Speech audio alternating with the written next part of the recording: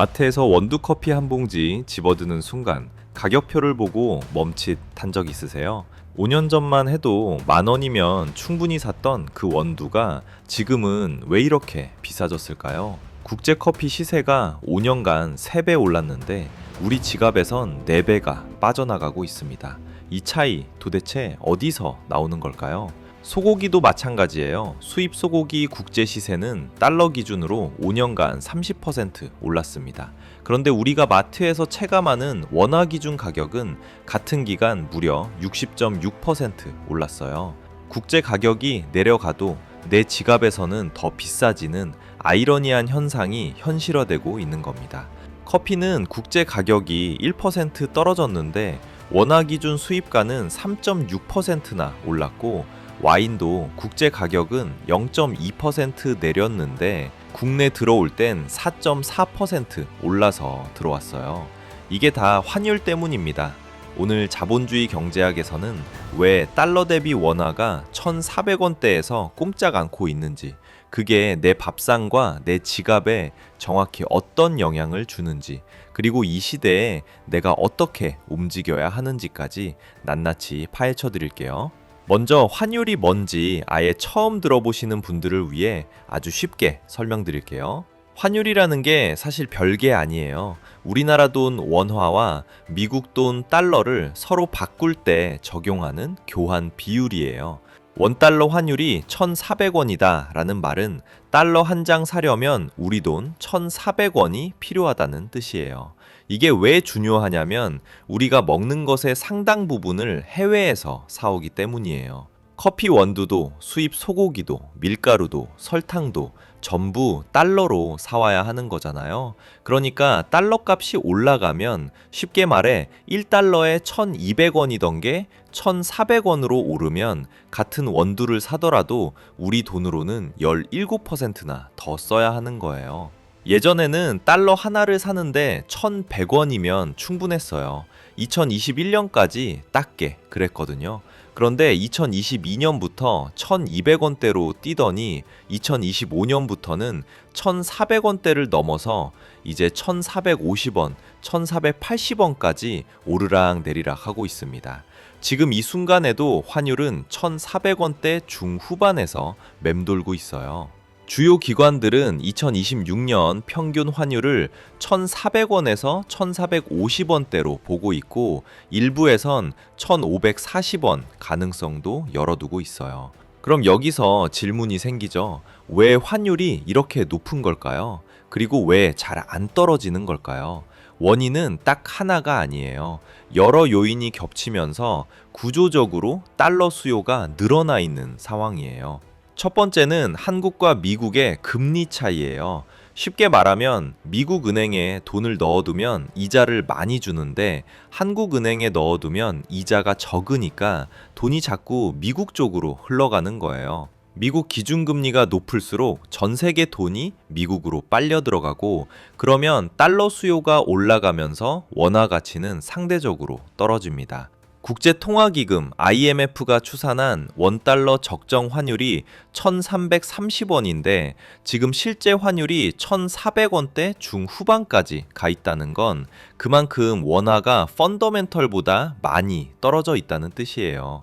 미국 재무부 장관 스콧 베센트도 직접 나서서 원화 약세가 한국 경제 기초 체력과 맞지 않는다고 공개적으로 말할 정도였으니까요. 두 번째는 서학개미 얘기를 안 할 수가 없어요. 서학개미가 뭔지 모르시는 분들을 위해 설명드리면 미국 주식에 투자하는 국내 개인 투자자들이에요. 삼성전자 대신 엔비디아, 애플, 테슬라에 투자하는 분들이죠. 이분들이 미국 주식 사려면 달러로 환전을 해야 해요. 그런데 이 규모가 상상을 초월해요. 2025년 10월 한 달 동안에만 개인 투자자들이 해외 주식을 68억 달러어치 순매수했는데 이게 2011년 통계 작성 이래 역대 최대 규모예요. 10월, 11월 두 달에만 123억 달러가 쏟아졌어요. 우리 돈으로 환산하면 한 18조 원 정도 되는 규모예요. 한 달치 투자량이 나라에서 국민들한테 나눠준 민생지원금 13조 원보다 많다는 거잖아요. 에이, 그게 뭐 얼마나 영향을 미치냐 싶으실 수 있는데 실제로 한국은행도 뱅크 오브 아메리카도 서학개미를 환율 급등 원인 중 하나로 공식 지목했어요. 물론 서학개미가 전부 나쁜 건 아니에요. 더 좋은 투자처를 찾아가는 건 개인의 합리적인 선택이잖아요. 그런데 너무 많은 사람이 동시에 달러를 사러 몰리니까 시장 전체에서 달러 수요가 폭발하는 거예요. 치킨집이 한 동네에 갑자기 50개가 생기면 닭 공급이 모자라서 닭값이 오르는 것처럼요. 세 번째는 국민연금이에요. 이게 사실 서학개미보다 규모가 훨씬 크거든요. 한국은행 통계에 따르면 2025년 1분기부터 3분기까지 국민연금이 해외 주식에 투자한 금액이 245억 달러예요. 전년 같은 기간보다 92%나 늘었어요. 서학개미 해외 투자의 1.5배 수준이에요. 국민연금 해외 자산이 이미 우리나라 외환 보유고보다 많아졌거든요. 이 어마어마한 기금이 계속 해외로 달러를 들고 나가니까 원화 약세 압력이 구조적으로 걸려 있는 거예요. 부총리까지 나서서 국민연금이 외환 시장에서 단일 최대 플레이어라고 인정할 정도였으니까요. 여기에 네 번째로 외국인 투자자들이 한국 주식을 팔고 나가는 흐름도 겹쳤어요. 2025년 11월 첫 주에만 외국인이 코스피 주식을 7조 2천억 원어치나 팔아치웠어요. 외국인이 한국 주식을 팔면 원화를 받고 달러로 바꿔서 가져가잖아요. 그러면 원화 공급이 늘고 달러 수요가 늘어서 환율이 올라요. 반대로 외국인이 한국 주식을 살 때는 달러를 팔고 원화를 사니까 환율이 내려가는 건데 지금은 그 반대 흐름이 이어지고 있는 거예요. 한마디로 정리하면 나가는 달러는 많고 들어오는 달러는 적은 구조가 굳어지고 있다는 거예요. 수출로 벌어들이는 달러가 있어도 기업들이 미국 투자나 향후 해외 사업을 위해 달러를 환전하지 않고 그냥 쌓아두고 있는 것도 문제예요. 2025년 11월 말 기준 5대 시중은행에 기업들이 쌓아둔 달러 예금이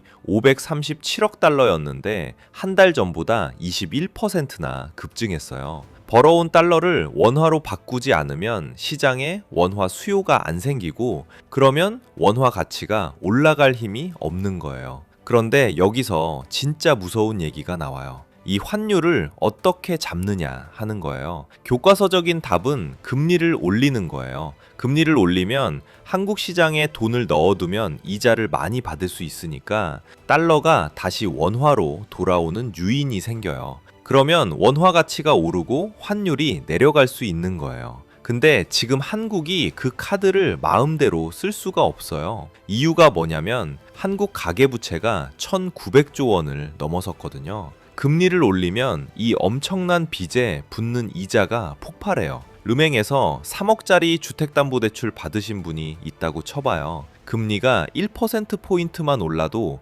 연간 이자 부담이 300만 원 늘어요. 여기에 자영업자, 중소기업 대출까지 다 합산하면 금리 인상의 충격이 어마어마해지는 거예요. 실제로 전문가들 사이에서도 금리를 대폭 올려서 환율을 잡으면 가계부채 폭탄이 터진다는 우려가 나와요. 한국은행도 정부도 이러지도 저러지도 못하는 상황인 거예요. 2026년 1월 한국은행 금융통화위원회가 5차례 연속 금리를 동결했어요. 기준금리가 연 2.5%로 묶여 있는데 미국과의 금리 격차가 여전히 벌어진 상태라 그 격차를 메우기가 어렵습니다. 거기에 IMF가 예상한 2026년 한국 성장률이 1.8%인데 경제 규모가 우리의 17배인 미국이 2.1% 성장할 것으로 보여요. 경제 체력이 미국보다 약한 나라의 통화가 강세를 보이기는 구조적으로 쉽지 않은 거예요.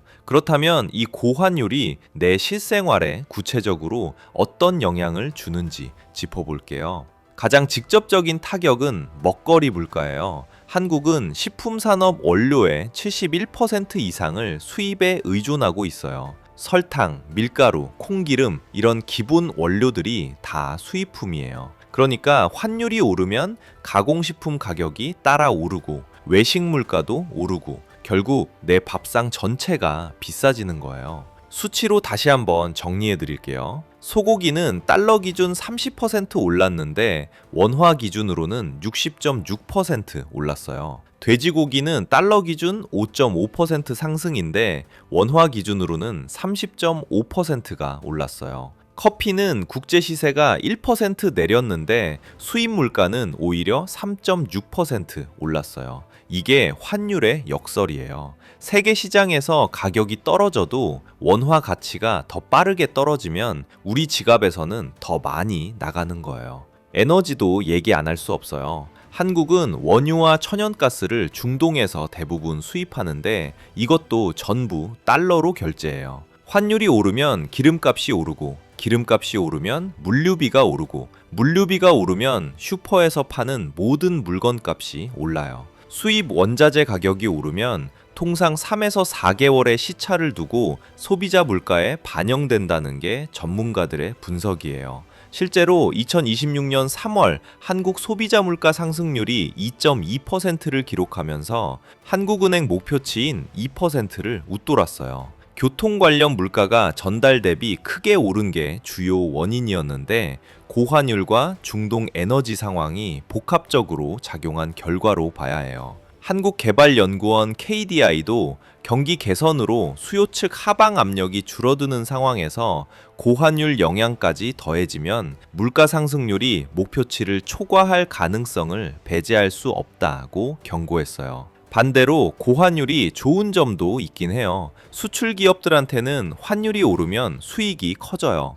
삼성전자가 미국에서 반도체를 팔고 100달러를 받아오면 예전에 환율이 1200원일 때는 12만 원이었는데 지금 1400원이면 14만 원이 되는 거잖아요. 같은 물건 팔고 원화로 환산하면 더 많이 버는 셈이에요. 그래서 반도체 수출 호조가 이어지는 상황에서 수출 기업들은 고환율에 수혜를 보는 측면이 있어요. 실제로 2025년 수출이 역대 최대를 기록한 것도 이런 맥락이에요. 근데 문제는요, 그 수출 기업의 과실이 국민 전체 생활 수준 향상으로 이어지지 않는다는 거예요. 기업은 고환율 덕에 원화 기준 이익이 늘어도 직원들 월급을 환율만큼 올려주진 않거든요. 반면 소비자들은 수입 물가 상승에 직격탄을 맞아요. 수출 대기업은 살찌고 서민 지갑은 얇아지는 구조가 생기는 거예요. 그렇다면 우리는 어떻게 해야 할까요? 환율을 내가 바꿀 수는 없어요. 그러면 이 환경에 맞게 내 지갑을 어떻게 지킬지가 중요해지는 거예요. 먼저 해외 직구 많이 하시는 분들이라면 환율이 1,400원대 중후반을 유지하는 지금 해외 직구 비용이 1, 2년 전보다 20% 이상 더 드는 상황이에요. 같은 달러 가격의 제품을 사더라도 원화로 결제할 때 훨씬 많이 나가거든요. 지금 당장 굳이 사야 하는 건지 환율이 조금이라도 낮아지는 타이밍을 노릴 수 있는지 한번 따져보시는 게 좋아요. 해외 여행을 계획하시는 분들도 마찬가지예요. 같은 여행이라도 환율이 1,200원일 때와 1,450원일 때는 여행 경비가 20% 이상 차이가 나요. 100만 원 예산이 80만 원짜리 여행이 되는 거예요. 여행 계획이 있으시다면 환율 추이를 꾸준히 모니터링하면서 급격한 하락 구간에 환전을 분할해서 해두는 전략이 비용을 아끼는 방법이에요. 달러 자산을 갖고 싶다고 고민 중이신 분들이라면 지금 환율이 역사적 고점에 가까운 상황이라는 걸 감안하셔야 해요. 1,400원대 후반에서 달러를 대거 매수하면 환율이 1,300원대로 내려올 때 환차손이 발생해요. 물론 1,500원까지 가면 오히려 이익이지만 아무도 환율이 어디로 갈지 정확히 모르잖아요. 분할 매수, 즉 조금씩 여러 번 나눠서 달러를 모아가는 방식이 위험을 줄이는 방법이에요. 대출이 많으신 분들은 환율이 고착화된 상황에서 금리 인하가 쉽지 않다는 점을 눈여겨봐야 해요. 정부와 한국은행이 고환율 때문에 금리를 내리기가 부담스러운 구조거든요. 환율 때문에 금리 인하 시기가 늦어지면 변동금리 대출 이자 부담이 예상보다 오래 높게 유지될 수 있어요. 고정금리 전환을 검토 중이신 분들이라면 지금의 구조적 환경을 충분히 고려해 보시기 바라요. 월급 받아서 생활비 감당하시는 직장인들께는 지금 수입식품과 에너지 가격이 구조적으로 올라가는 흐름이라는 걸 인식하시고 생활비 예산을 현실적으로 다시 잡아보시는 게 좋아요. 체감 물가가 오르는 속도가 실제 통계 물가보다 빠를 수 있거든요. 2026년 소비자 물가 상승률 전망치가 2% 초반이라지만 장바구니에 자주 담는 품목들만 따지면 그보다 훨씬 빠르게 오르고 있는 게 현실이에요. 자영업 하시는 분들, 특히 식당이나 카페 운영하시는 분들은 원재료 수입 비중이 높은 업종일수록 원가 압박이 심해지고 있어요. 밀가루, 설탕, 커피 원두 가격이 5년 새 2배 가까이 뛴 데는 환율 영향이 절반 이상이에요. 이 상황에서 가격을 못 올리면 마진이 사라지고 가격을 올리면 손님이 줄 수 있는 딜레마가 생겨요. 원가 구조를 꼼꼼히 점검하고 가격 조정 여부와 시기를 미리 계획해 두시는 게 중요해요. 마지막으로 이 상황 전체를 어떻게 이해해야 하는지 한마디로 요약해 드릴게요. 1,400원대 환율이 이제 뉴 노멀, 즉 새로운 일상이 될 가능성이 높다는 게 대부분 전문가들의 공통 진단이에요. 수출입은행, LG경영연구원, NH선물 모두 2026년 평균 환율로 1,400원에서 1,450원대를 제시했어요. 단기 개입으로 잠깐 내려도 구조적인 달러 수요가 계속되는 한 다시 올라오는 패턴이 반복되고 있거든요. 1998년 외환 위기 때 연평균 환율이 약 1,395원이었는데 2025년 연평균 환율이 그보다 높은 역대 최고 수준을 기록했다는 게 이 상황의 심각성을 보여줘요. 그렇다고 너무 겁먹을 필요는 없어요. 외환 위기 때랑은 달리 지금은 외환 보유고도 충분하고 경상수지 흑자도 이어지고 있어요. 미국 재무부까지 나서서 원화 가치가 기초 체력보다 과도하게 떨어졌다고 인정할 만큼 한국 경제 자체의 펀더멘털이 나쁜 건 아니에요. 다만 구조적인 달러 유출이 계속되는 환경 속에서 정부도 한국은행도 뾰족한 해법을 당장 내놓기 어렵다는 게 문제예요. 결국 내가 할 수 있는 건 이 환경을 정확히 이해하고 내 소비와 투자 결정에 반영하는 거예요. 모르고 당하는 것과 알고 대비하는 것 사이의 차이가 내 지갑을 지키는 첫걸음이에요. 이런 내용 계속 받아보고 싶으시면 구독 버튼 눌러주시고 알람 설정까지 해두시면 다음 편 놓치지 않으실 수 있어요.